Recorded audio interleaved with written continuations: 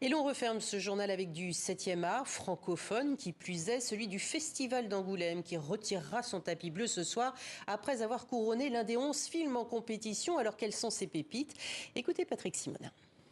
Et oui, le rideau tombe sur le 16e festival du film francophone d'Angoulême. Le plateau de TV5 est en train d'être démonté. Derrière moi, encore quelques festivaliers, mais le jury présidé par Laetitia Casta s'est retiré pour tout à l'heure décider de celui ou celle qui va remporter le célèbre Valois de Diamant. C'est un prix très courtisé à l'issue donc d'un festival qui a vu un véritable triomphe. 2500 personnes pour assister à la séance de la bande à Fifi, Tarek Boudali, le film 3 jours max. 2500 personnes. Toutes les salles étaient quasiment pleines pendant tout le festival et le niveau était très relevé. Donc ça sera très difficile pour le jury de déterminer.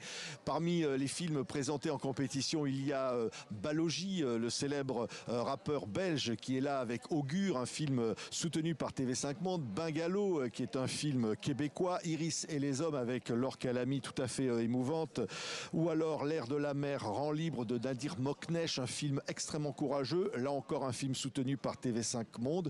La fiancée du poète, le nouveau film réalisé par Yolande Moreau. Elle pourrait autant avoir un prix pour la réalisation ou même pour l'interprétation puisqu'elle joue dedans. Elle a été ovationnée ici au festival. Le plongeur, un autre film québécois, cette fois réalisé par le fils de Félix Leclerc, Francis Leclerc. Très beau film qui nous amène à Montréal dans les coulisses d'un célèbre restaurant. Le temps d'aimer, Anaïs de Moustier, étonnante dans ce film où elle interprète une femme tondue après la Seconde Guerre mondiale.